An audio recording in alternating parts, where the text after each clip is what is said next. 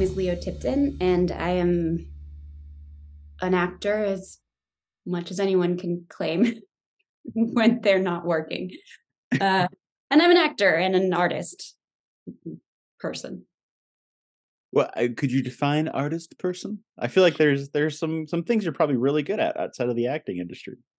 Um, like any self-deprecating artist, I can't say that, but I do try to keep my mind busy with drawing and writing and music mostly.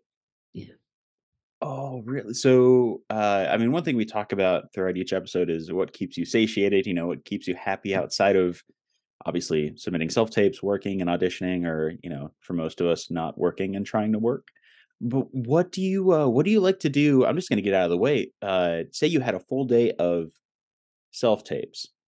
Would you start, I guess probably depends on your mood, but would you dive right into going home, playing some music, writing music, drawing? What's your usual go-to? Like after the self tapes or before the self tapes? I'm gonna say after, because if you're anything like me, before the self tapes, I'm not thinking about anything else but getting that done. I The process of auditioning in general for me is hell. There's nothing I despise more than doing this part of the job. Um, my anxiety isn't even about uh, how they come out. Usually, I like how my tapes come out. Um, but the internal process of just getting them done.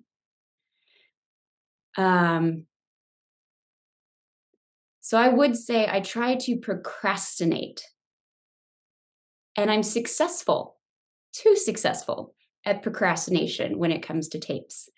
Um, I try to do everything I can before tapes sometimes. Um,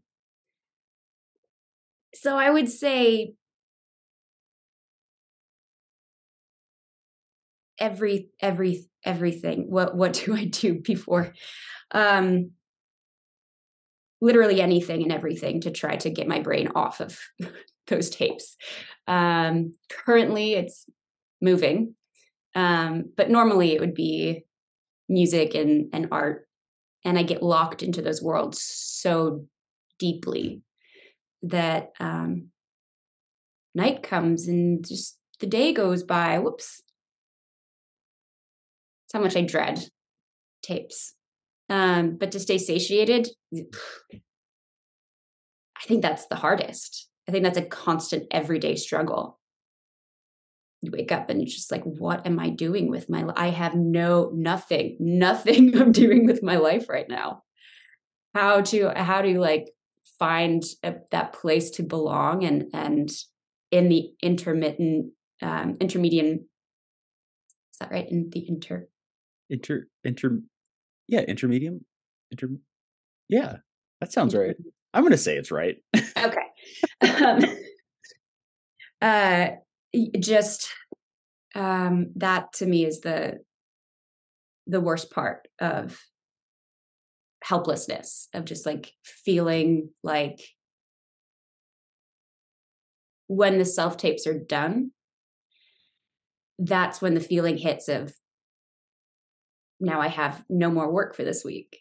So I think there's reasons to that I procrastinate too, just because it almost feels like want to stock up on feeling efficient, because normally I do not, although I mask that as being very busy with my other things.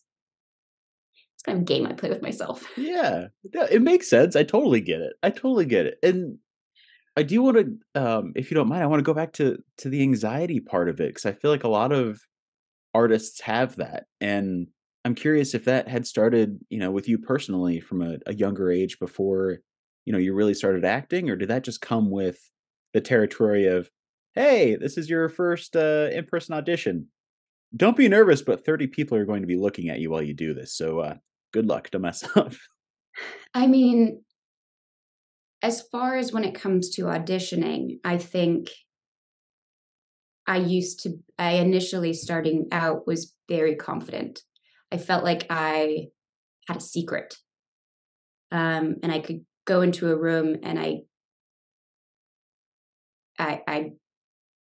get to come back and I'd get jobs. When it first started, I didn't expect to act at all. I ended up here truly accidentally. I mean, it's looking back, I think there were clandestine points, situations in my life that could have, hinted I was going to act. But for the most part, it took me off guard when I was in my early 20s, I guess.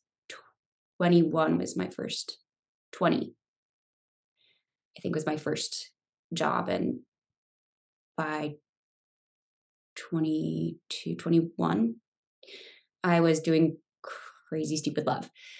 And there was no time to be anxious or nervous or even think about what I was doing.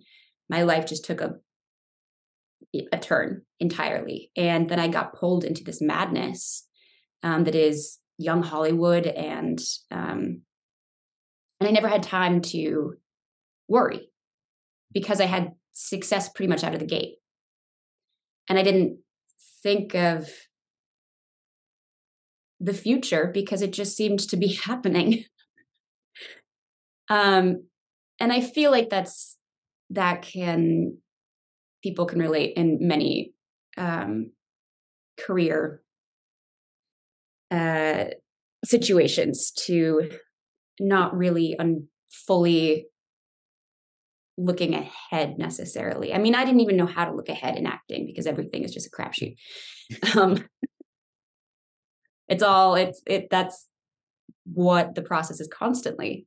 And now when I hit my mid-20s, I think things were slowing down. I was going through some wacky things in my life, and I kind of pulled out of the industry for a while and even though it was self-conscious, even though it was, self-conscious that I was doing it. No, not self-conscious. Oh my God. I have had 2 things of tea today, and clearly it has not helped my brain. Self-determined? I was not conscious that I was doing it. Okay. This is going to be one of those days. I'm sorry. Words. We'll get to that. But it was around 30 that I kind of got my head back in the game, thinking, not even thinking about the leap of time, which in the business, if you are out for a year, or if you don't have anything that comes out that's major, it's like a 10-year span has gone by, especially as assigned female at birth, as I'm non-binary and I think gender is just dumb. For any woman, especially, a year goes by and you're 30 and it's hell. Just like the age difference all of a sudden is so striking in the roles that I'm getting, and it's so jarring. It happens overnight, where it's like, I think if I had rolled on, earlier with my career, I don't know if I would have felt it so much. But because I took in my late 20s kind of this step back, it really, like, I just went on running and it felt like I just slammed into a glass wall. And the other side was the industry being like, yeah, you're old now. So there's a different door for that. You gotta go around back so no one sees you. It's terrible. It's horrific. It's very confusing. Yeah. Yeah. So I'm 34, and I was just talking to my spouse yesterday about the difference that it feels of him just like grabbing his career right now, and his all our friends, he's a producer, kind of getting their reins and taking off right now. And I'm sitting there being like, I apparently need a cane. I need to get my life insurance in line, and I need to get my retirement in line, because I got nothing. I'm only getting older, which is, the stressful thing about Yeah. being an actor in general. And that was Yeah. very cynical of me. No, but I mean, you're right to step away at that point in your life and then come back. It is jarring. I have so many friends who went through the same thing. Some of them had started their family younger than most people, and then went back, and all of a sudden it's, oh no, you're going out for mom. Yeah, but the kid role is 16. I'm 31. Yeah, it doesn't Yeah. matter. Doesn't matter. What is happening right now?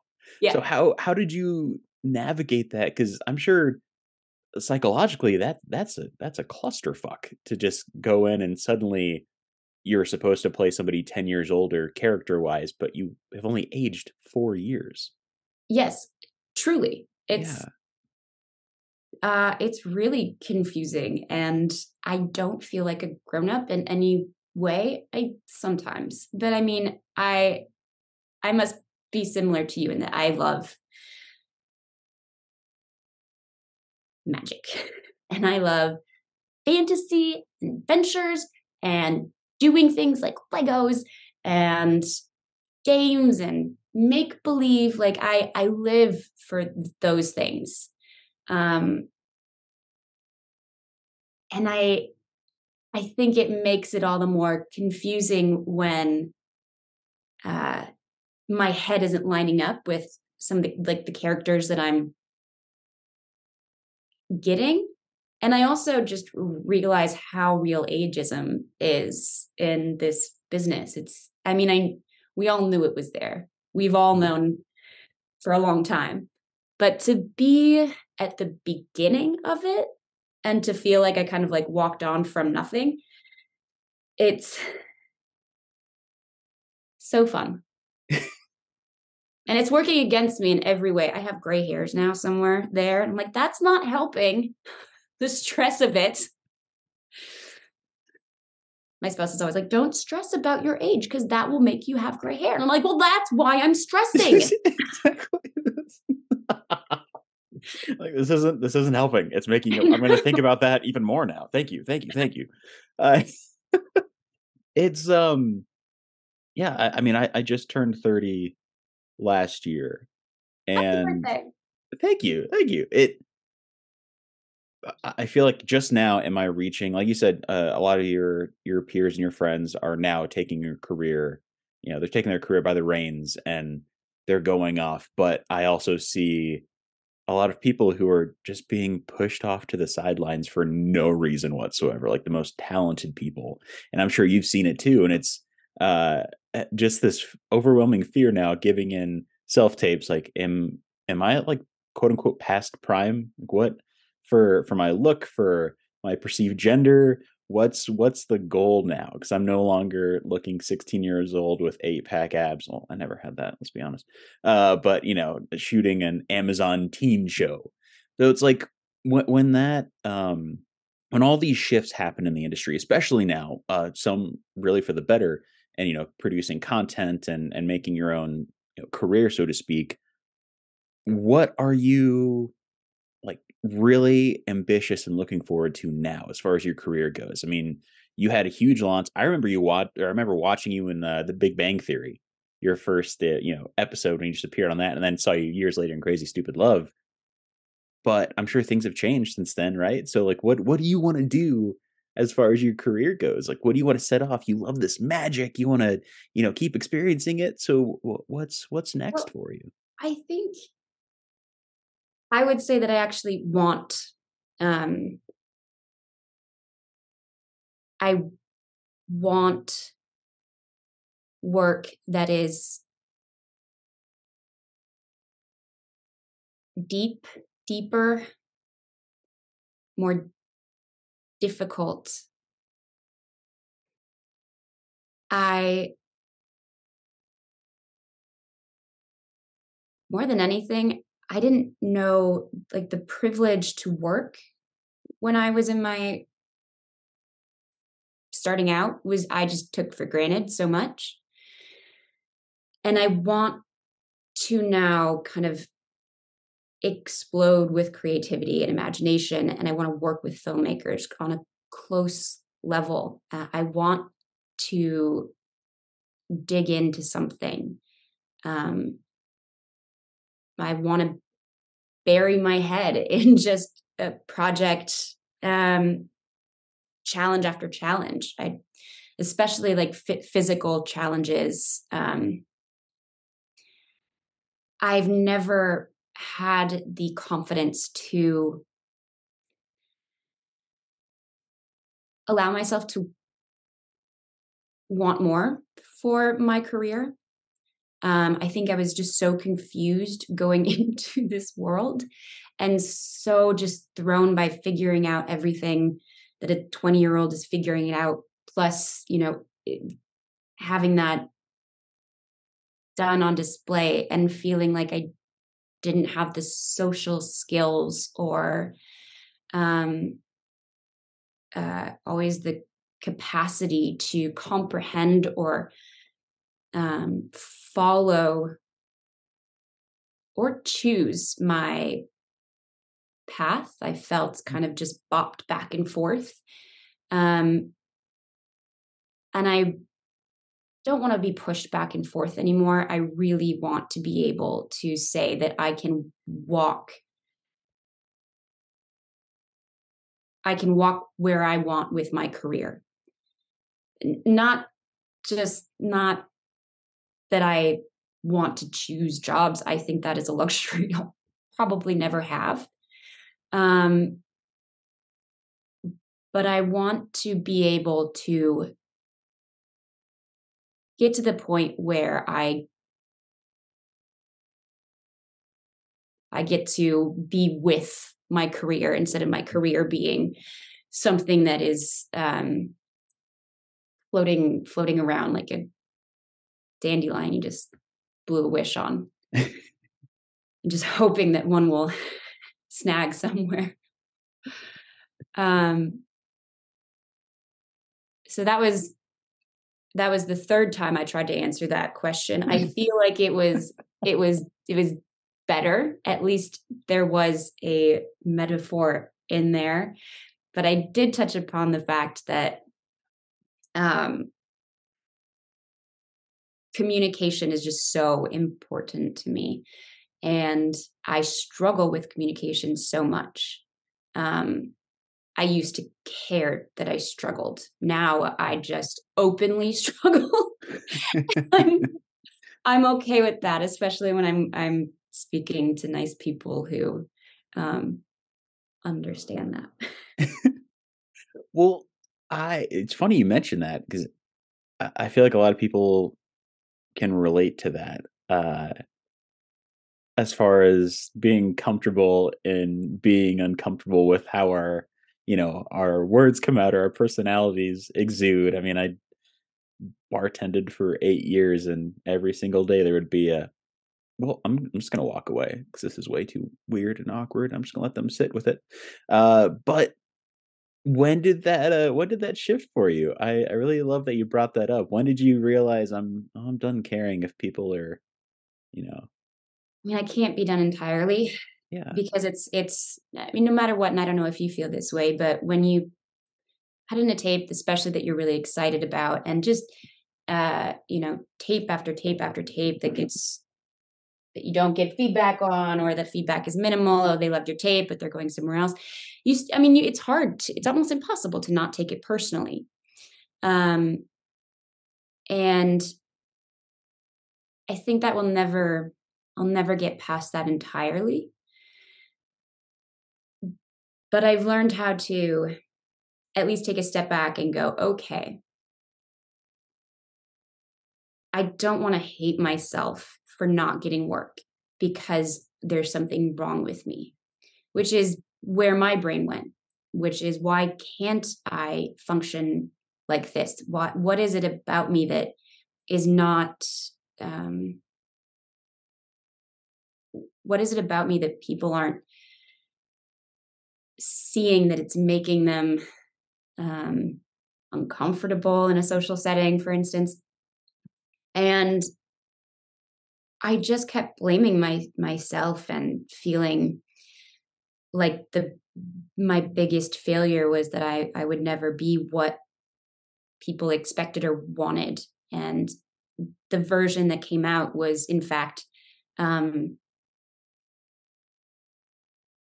so different that, uh, or so off-putting, um,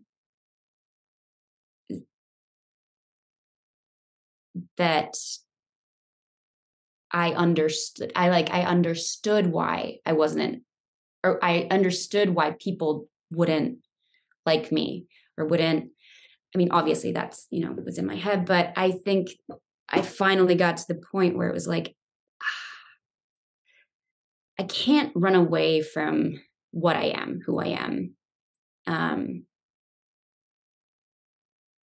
I can't run away always from my isms. I can't put on a mask when I'm trying to communicate.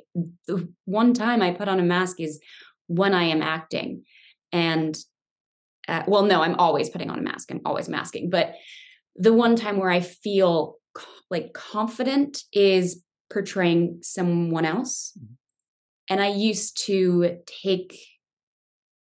connect who I was with the character that I was portraying. And I've learned to separate that and just to be okay with who I am, um, and be okay with what I once thought were deficiencies, um, and not ever take those back into the characters that I'm doing. I think that's the biggest difference, um, in the last few years, is this separation of church and state, separation of the fact that, when I get rejected for roles, or I have stopped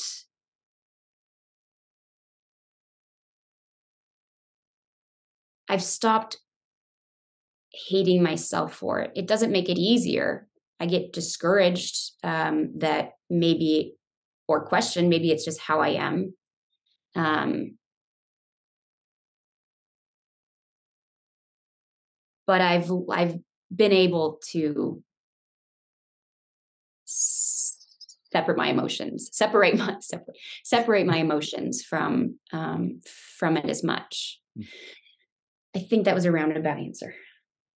No, I got there somewhere a little bit. it was a like a Thanksgiving feast of an answer. There's a bunch of different pieces there that all mesh so well together, including the acknowledging that it'll never be completely easy to get over roles you didn't get, or you get a call back, or you're pinned and then you're released and you're like, well, what, why me, why not me?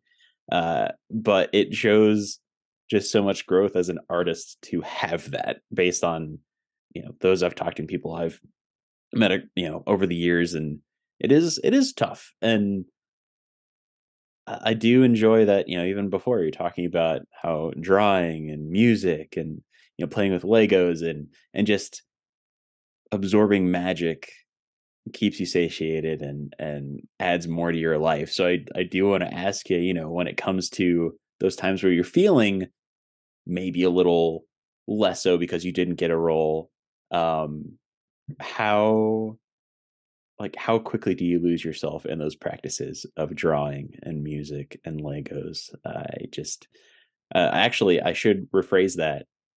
What was your favorite Lego experience post self tape or pre self tape that you could share with us?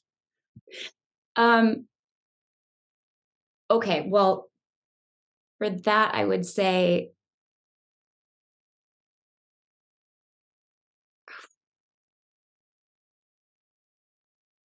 I just did the space shuttle, and that was the largest one I've done. It's like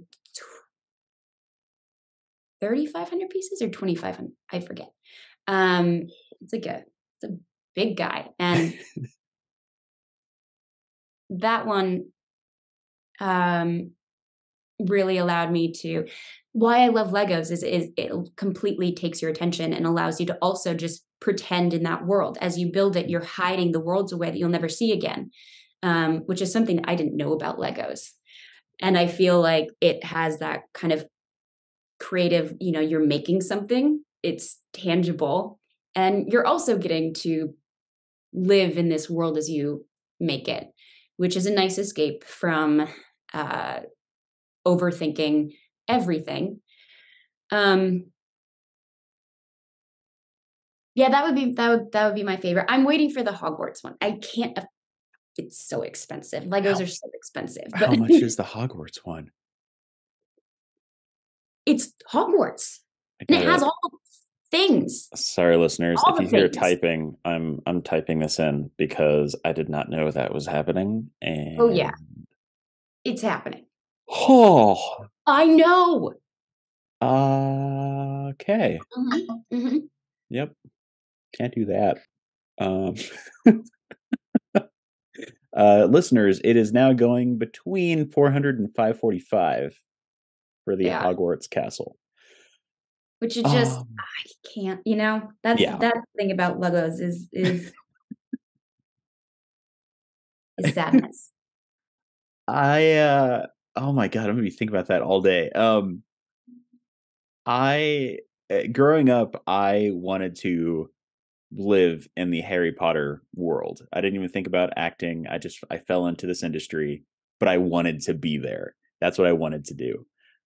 For you though, I'm curious, when you were growing up, what did you want to do? What was your goal as, let's say, a 6-year-old kid? You're like, I'm gonna do this. Did you I have wanted to be an astronaut. really? Hardcore. I went to space camp. I went to aviation camp after that.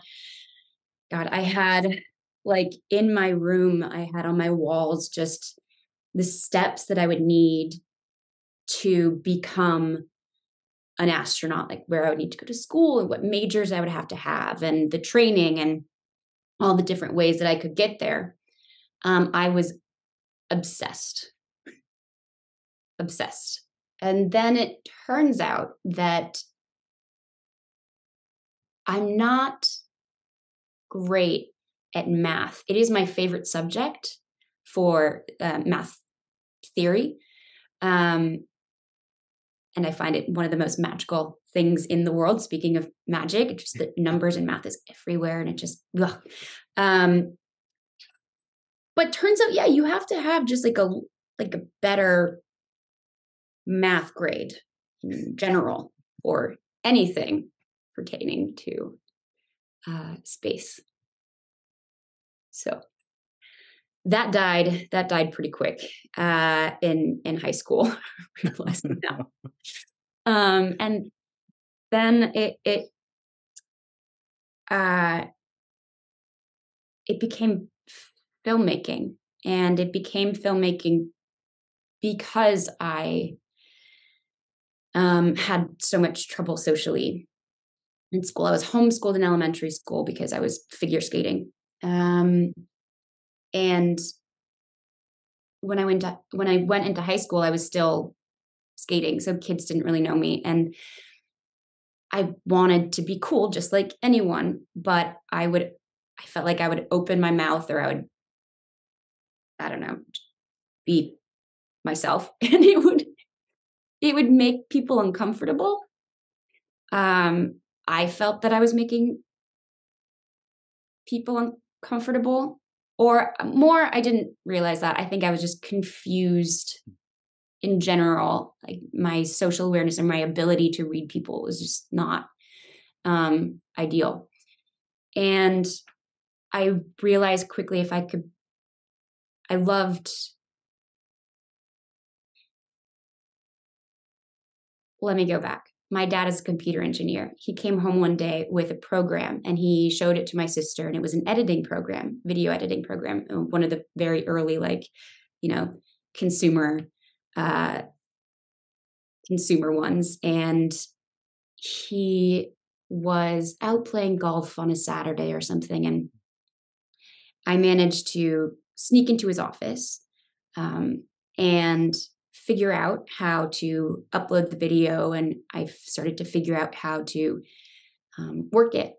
And my dad got home and he saw me on his computer and he was livid, and thinking that I was, going to mess it up. I wasn't the computer kid. And then he came over and I had finished my little film, which I believe was following my dog around to Who Let the Dogs Out. But I had been holding a video camera and filming things from a very young age. There's a video that my dad always references of probably the first movie that I made, which I was going around the ice rink, the camera just looking up the whole time, talking to the adults and talking to all the kids and interviewing them and showing what it was like to be backstage at a show. And then my sister and her best friend made these movies. And the only way that I was allowed to play with them was that if I videotaped them. So I was so desperate to want to play that I would let them, they would make the movies, they would make the story and everything. And I would get to film it. And so when I got into high school, realizing that I still had that obsession with taping things or documenting in a way, that if I had a camera, people would talk to me. That if I hid behind a camera, that if no matter what, I became that person that was, I made all the school movies. I was president of the film club. Like, I was accepted when I was filming others, and I would make these movies of my friends. And I was pretty sure that people wanted me around because I would document them and edit these kind of choppy videos together. And it was the first time I think that I felt like this is where I'm supposed to be. And I've felt that still every single day. I think that I'm supposed to be a filmmaker. That's a lot easier said than done, of course. But so that is what Astronaut space camp training became. facing the world with the camera and being behind a lens, to be able to be around people. I see you, like just that entire story. I see it, I feel it.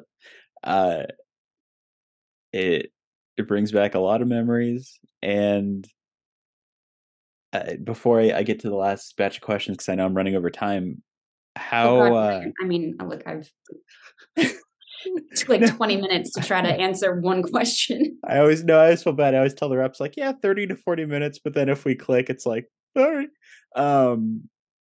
But the transition into, going in front of the camera, I think for a lot of people it could be a very scary experience. It could be a very cathartic experience.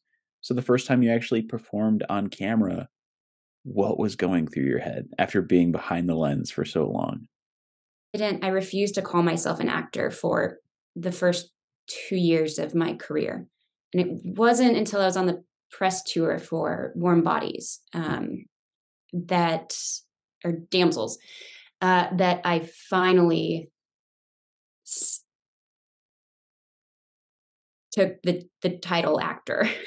I said, I went home and I was like, I guess I'm an actor. Like 3 movies in. Because I was almost embarrassed. I felt like I failed myself, which is just once you work with fantastic actors, at least for me, my understanding of acting completely shifted and changed. And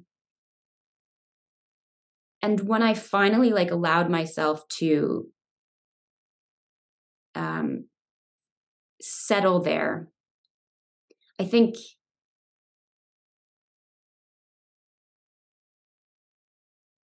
it still requires me to take off my contacts and let the world blur around me. Because no matter what, it's hard to not see it from a filmmaker's perspective. I want to know, I want to understand the lighting, and I want to understand why the shot is, what is it saying, and how that works with my performance. And so I have to make sure I'm not directing myself in some instances. When I'm doing self tapes, at least. But that was how it was.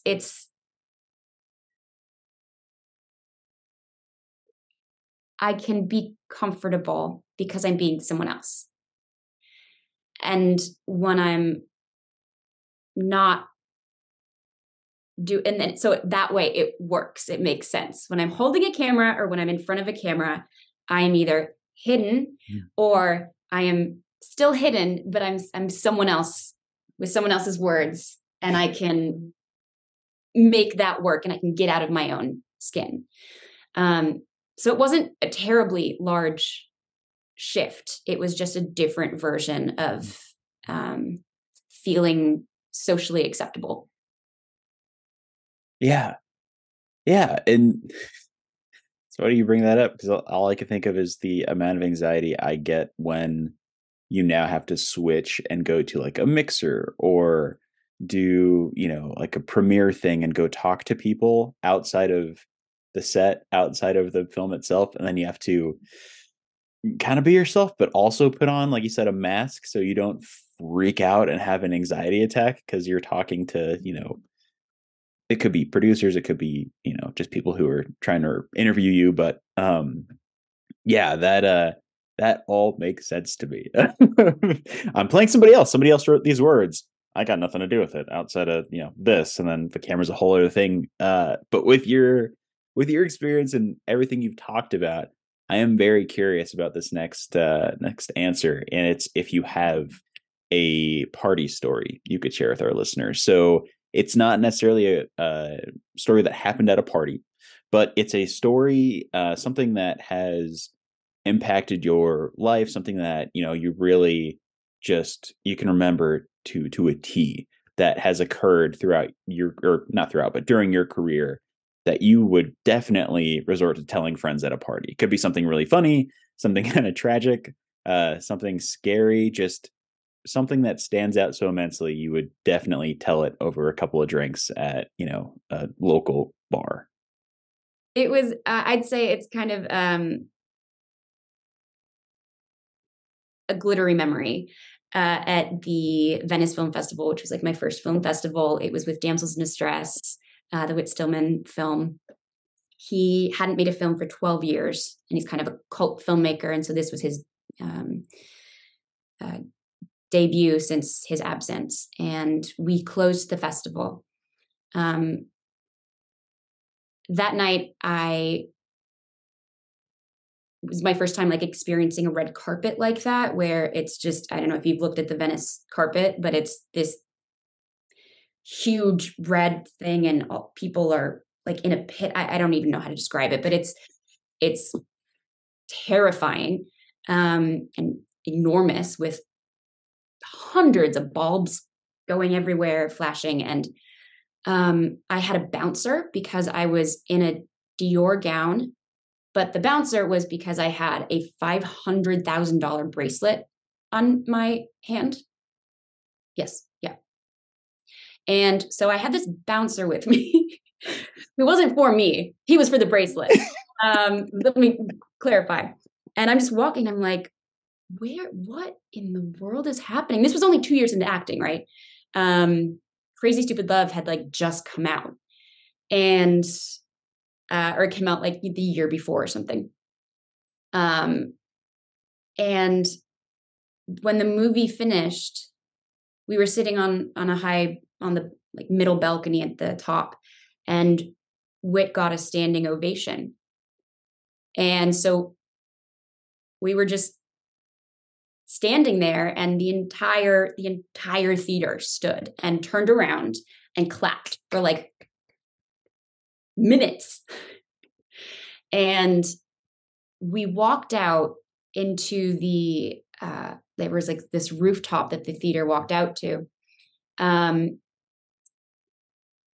that had the closing party, and Michael Fassbender had just won for best performance. I am watching a truck struggle. I'm sorry, I have the attention span of a tea bag. And I didn't even know who Michael Fassbender was. But I came out, got a glass of champagne. He came over and like he had no idea who I was, swept me into like on a podium and like cheer. And he had his big like goblet award that he was drinking wine out of. And he cheers the balcony, and everyone like cheers back. And, you know, he put me down and went on his way. And I was just like, what just happened? What is happening? And that night I was barefoot at the end of the night and just walking down the streets in Venice with my very friendly bodyguard, who at this point was like holding my heels. And I was just like spinning around and dancing to music in my own head. And there are moments in this career that have been glamorous, and there have been very, very few. I mean, it's all smoke and mirrors. But this moment, I would say, I look back on, and I'll never forget it, because it shouldn't have existed. It doesn't. I was just so confused about what was going on the whole time, of just like how things worked in this career. And I was like 22. Yeah. Then I started on the career path and learned that that's a very rare moment that I'm glad I had. Now I'd probably dread realizing just, oh God, it's so stressful and terrifying. And I'm sure yeah. it's very different with years of experience, because it sounds like a whiplash memory, you know, where it happens so quickly, Yes. Yeah. and then you have your entire life to look back on it and complete disbelief. Yes. I mean, I have a lot more stories from set, thankfully. And it's always things on set, like my favorite things but they're hard to translate, of when actors can't stop laughing, as long as you're not, as long as the crew is laughing too and you're not behind. Oh yeah.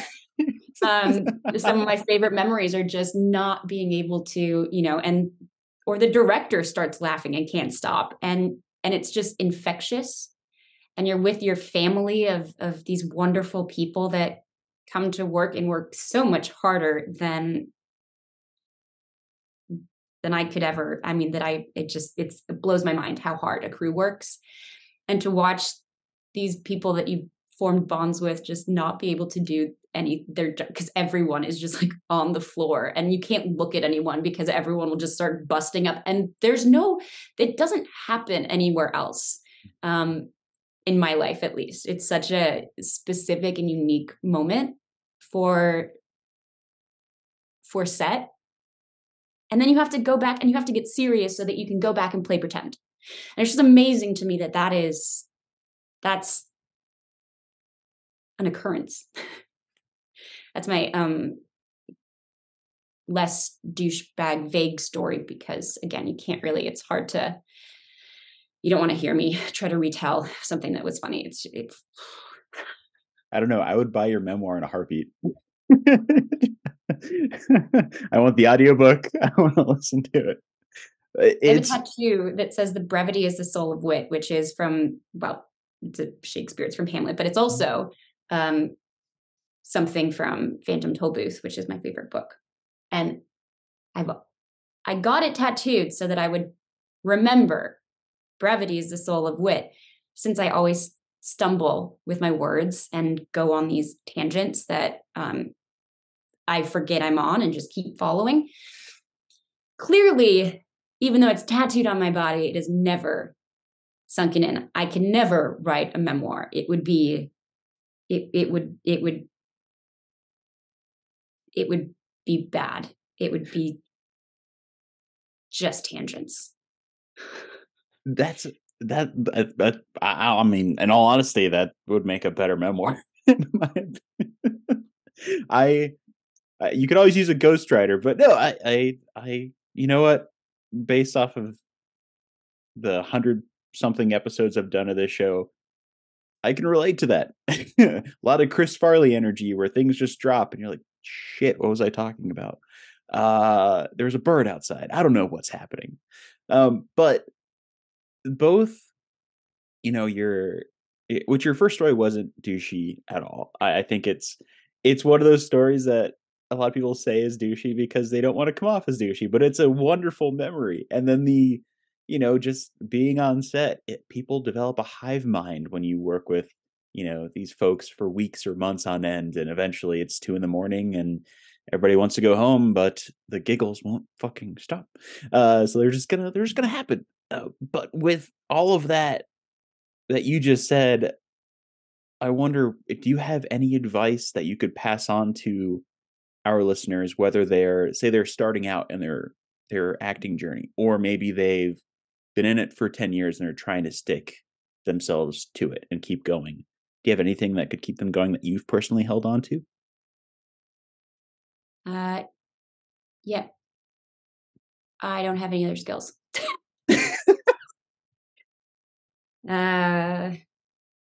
So I keep going because I need money to feed my dog. So get a dog. That's my advice. That is the most cynical thing I might have said. I mean, for the first one, I would say that despite feeling like I've always had to mask myself or not feeling like I'm never right enough or what they want enough, the times when I have been most myself and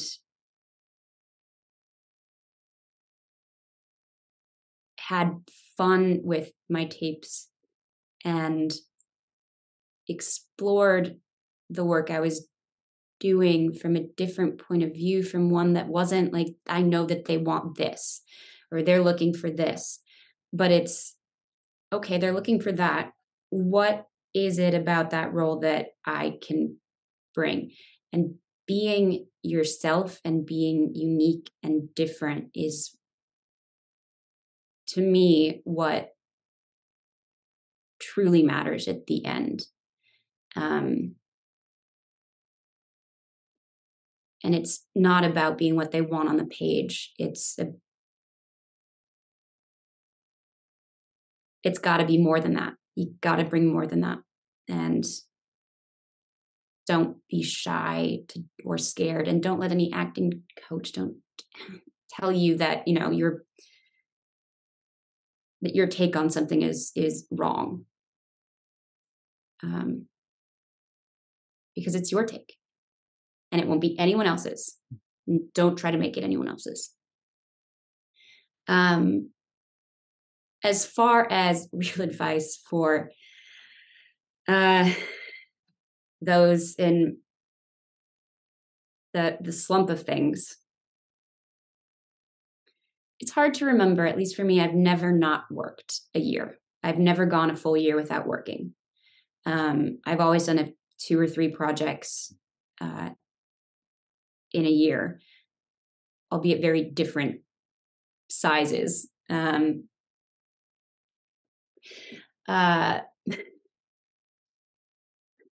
it always feels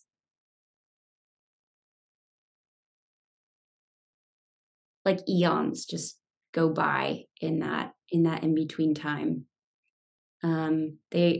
I'm sure you've heard this, but work isn't when you're on set. Work is what you do in between jobs. And it's mental work, and it's never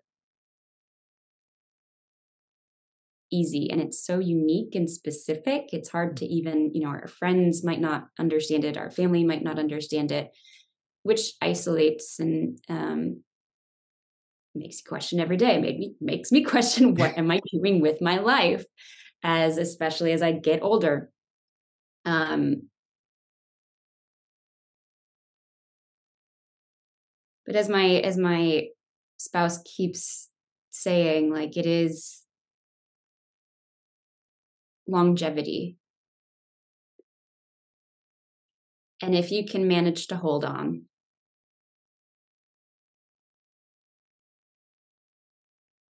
I mean, that's all there is to do if you're committed. I guess there's not another choice. That's probably not really advice as much as acknowledgement that it's not easy, but you're not the only one it's not easy for. It's not just you. Like, Oh, at any stage absolutely. of your acting career. Yeah. Yeah, that everybody needs to hear that. This isn't a sprint, it's a marathon, and it's a marathon with flip-flops most of the time, and one of them is broken. And there's no water. But You're in the desert. yeah. It's like, I'm still having fun. I don't no, I think those are very key points, especially the sticking in it, because it does take someone else saying it is about longevity for you to realize, oh yeah, I'm in my head. Uh I also want to see with, the stuff you're doing now and, things you're working on, especially with your career and just personally. Do you have anything I can give a shout out or a promotion to within this episode? Could be something that's coming up that you've worked on, could be a charity organization, something you really believe in. But is there anything I can put down the show notes for you? Yes. I did a show that came out in October called A Friend of the Family. It's on Peacock. It stars Jake Lacey, Colin Hanks, Anna Paquin, and McKenna Grace, who's a lovely up-and-coming sensation. It's a beautiful and horrific story, true story. They say it's true. They kind of like to bundle it into true crime, but it's not a true crime. It is someone's life story that unfolds. It's almost impossible to believe that it occurred. And it has a lot of difficult themes, but it resolves itself into something uplifting and beautiful. And the story is about Jan Broberg's life. And she has a foundation, the Jan Broberg Foundation, which is to help and to build a community for sexually assaulted individuals. And getting out an awareness to how common sexual assault is, and within close proximity, that it's and giving a voice to people who aren't comfortable with coming out, giving them a place to talk. So I would do that. watch the show and then go and research the Jan Broberg Foundation, because it really is wonderful what she's doing. That's perfect. I thank you for sharing both of those, especially the foundation. I'm gonna put the link in that as well. Um, I just have one more thing for our goodbye, but I want to say, like, this was a joy chatting with you and getting to know you, getting to sit down on this. I don't know how it is over there, but very cold and overcast based Friday. Uh, Where are you based? I'm based in Denver. Oh, right. I knew that. Okay. Yeah, no, it's How's it looking? Oh, you're the worst. It looks so good. I'm just kidding. Well, I have one more thing before I end the recording. I must preface it by asking you: have you ever seen Wayne's World? yes, it's been a minute. Okay. But the yes, the definitely. the last piece of this show is what I like to call an awkward goodbye. So essentially, I'll give you a silent cameraman Wayne's World countdown, 3, 2, 1.